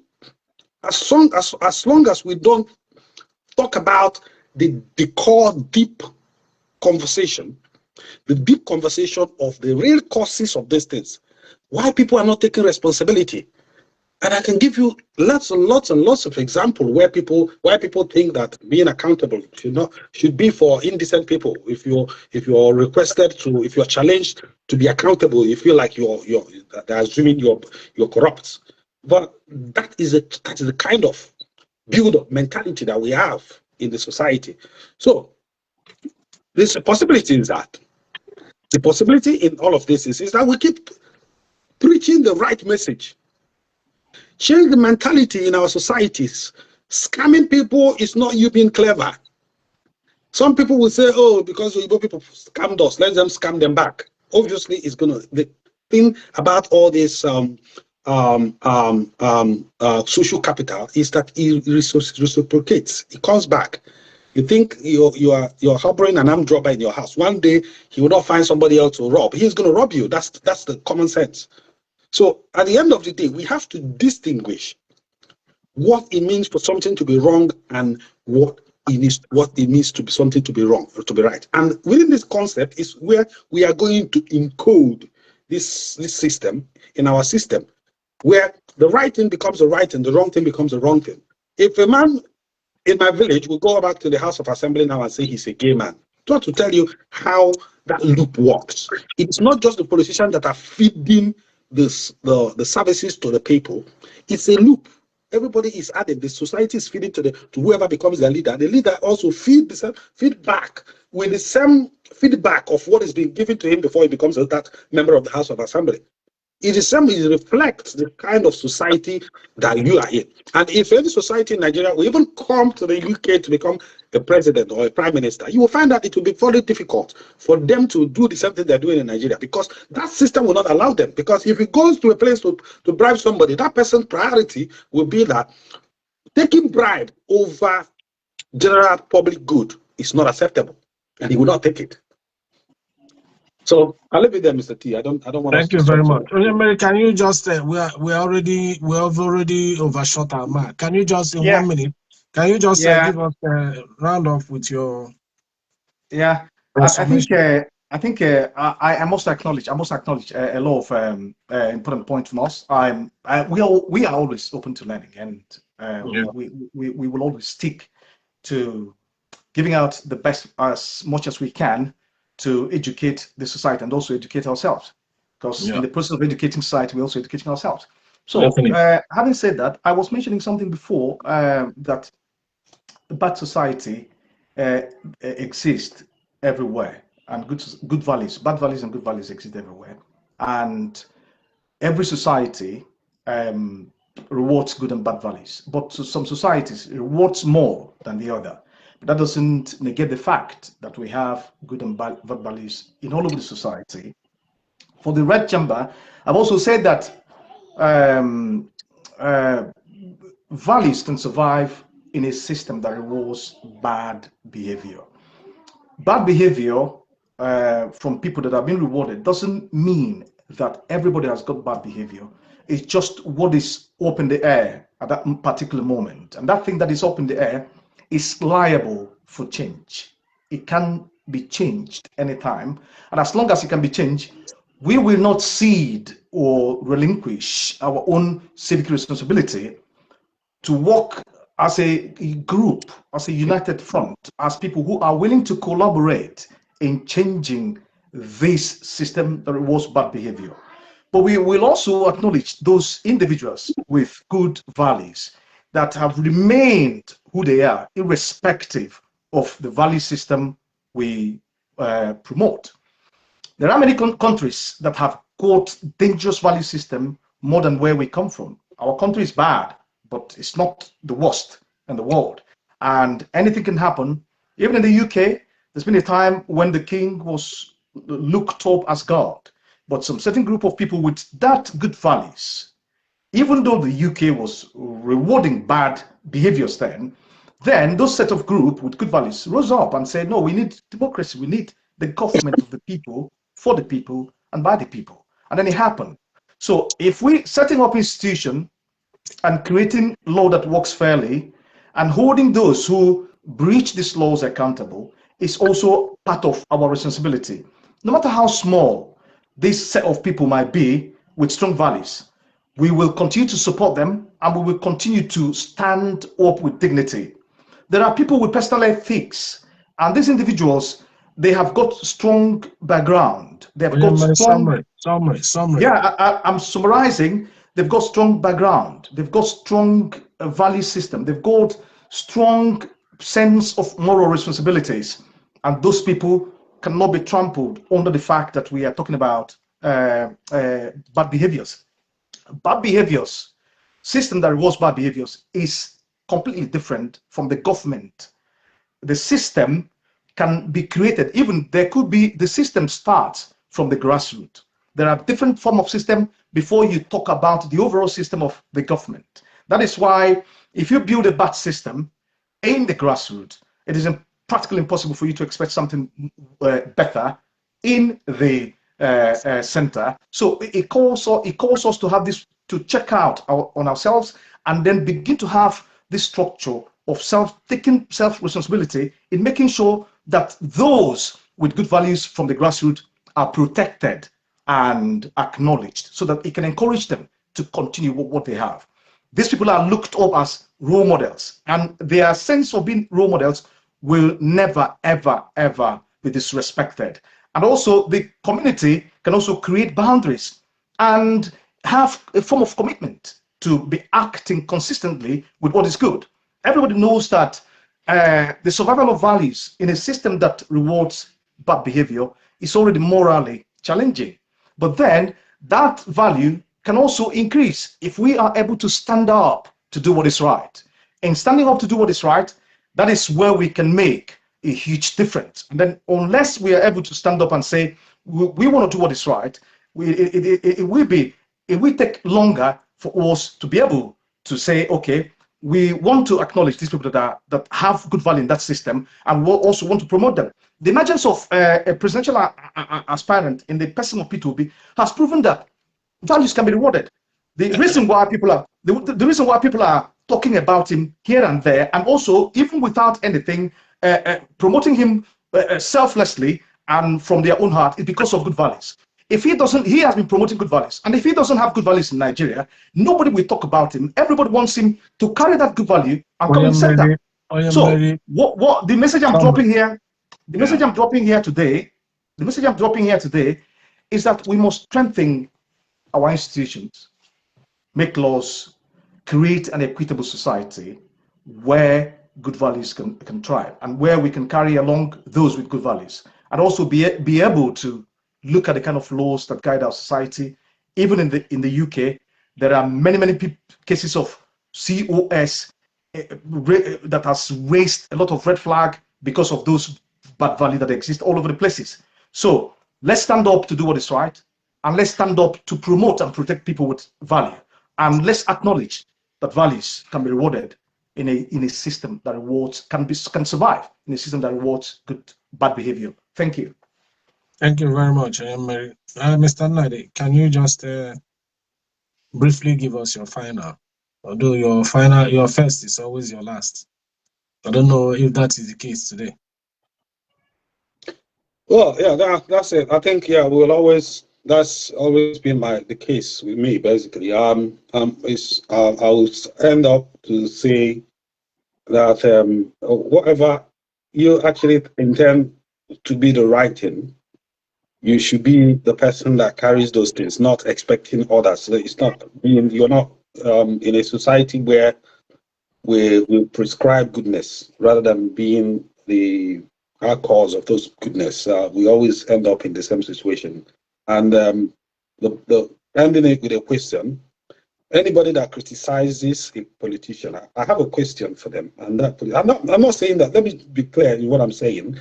I am not in any way saying we have a terrible politicians and terrible people as well. I've always had this both together because they work hand in hand. So the question I normally ask people is that within the last 2 years, or let's just use this new term in Nigerian politics. I think it's 2 years now plus in terms of the new government. Within these last 2 years, you as an individual, if you are the president, how much have you given to your community within your little capacity, within your capacity? And that will answer your question. Within your little zone, where you live here in the UK, how much are you giving to your village people in the UK? How much effort are you making around the people around you? You cannot be the prescriber, and you prescribe these people should be doing good. The governor should be doing good. You yourself, you are not doing anything. You just sit down and receive all the goodness. This goodness has to be innate around us. It has to be also intrinsic. We have to also be a carrier of this goodness to give us the temerity to be able to say to this person, they're not doing it right. And on the sense of value, I think Mr. T will discuss a lot. If you give time for me to, elaborate on some of these things that I've just mentioned, there are lots to it that I've not even started. So you can start now when we are closing already. Yeah, we can start that. So value is the vital, is in fact the most important thing, either from a woman or to a society. What a society prioritizes is what is the most important. Thank you, Mr. T. Thank you very much, guys. I think today it's been a robust one, and we challenge some long-held belief robustly, and I believe that so many of our viewers and people who later watch this video, if they do, will take one or two things from the things we have said. Somebody said the abysmal situation of our country today clearly defines how destructive bad behavior can be to the value system of any society or nation. I totally agree with that. Chukuma, thank you for that contribution. It is obvious that a whole lot of things are not happening the way we expected them, but we remain optimistic that things will change. And we are looking forward to have so many things change. Kingsley, as they said, poverty remains an existential threat to values in our society. Poverty, yeah. So we've all many of us, we know the problems, but the solution to some of these things is if we knew them, we'll try not to, work them. We talk a lot about them, but we may not, we don't always work them. And one of such a basic thing I deduce from what we've said is that, there is need for us to take responsibility. That is where accountability, that is where integrity, that is where everything starts. When you stand up to say, okay, I was wrong here, I take responsibility. We can do it better by tomorrow, or we can do it better in the next one.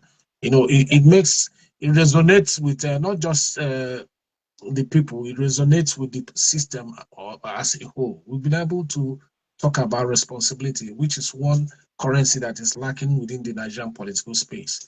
Nobody wants to take responsibility, whether good or bad. We had the cases of the tax law and even the present electoral law. Yeah, automatic transmission of electoral law.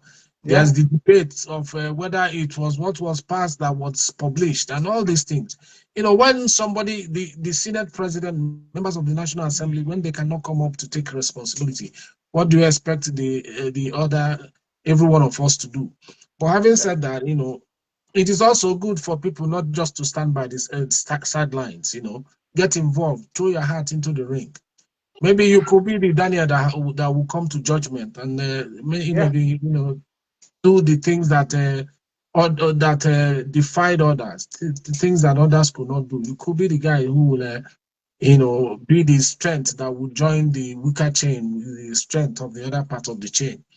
So that is just that. We need to also strengthen our laws, strengthen institutions. When you do that, you now begin to challenge effectively, bad behavior. And then you see that morality will be on the upswing. We've already, done a whole lot of, X-ray of this, and we were able to deduce some of these things, some of these as the likely solution to what is presently obtainable in our nation. So I just hope that those who are listening will take cue from what we have said and try to walk back whatever bad things they've been doing over the years. Having said that, I also want to appreciate Henry Chebonam, Chukwuma Nubia, Udoka Ojako, Imauno, Kingsley Eze, Frank Ume, Lolo Ogadimani, David Moore, Zerubbabel Zadok, Socrates Alex, Onyude, Florence Ordinaka, Pali Sentence, Gineka, Zito. I want to appreciate you guys for having made out the time to have been with us. This show, this support, we don't take it for granted. And we believe that we'll continue to come across your way again with some things that will, keep all of us engaged. And, we try to cross-pollinate ideas to bring up solutions that will help our nation move forward, help society move forward, help individuals move forward. Mr. T, let's also continue to encourage those with good values, whatever they are. So that that's what I'm saying. We have already, itemized some things we feel people should do, and that is the essence of all this. Take responsibility. Start by taking responsibility, and when you start from there, other things will fall in place. So, having said that, we want to thank everybody who has made out time to be with us today, and I want to thank you guys who have, left things you should be doing. Even if you had nothing to do, you could just decide to be watching television. But we just decided to be on another television to try to, walk back certain things and try to give back to society. Thank you, guys. And I want to just say that you left everything here on the floor. There is nothing left in the tank, I believe. And coming next week, I want to believe that we are going to come across with something that will resonate well with our audience. And then from there, we'll also talk about roadmaps, things that will help the society grow better, become better, and individuals become better. So thank you, guys. And, I just want to wish us the best of the week as you go out into the next week. You go out with the belief that you're going out there to take responsibility. Have a wonderful day. And from me to all of you, it's goodbye. Thank you, guys. Thanks. Take care. And cheers, guys. Bye.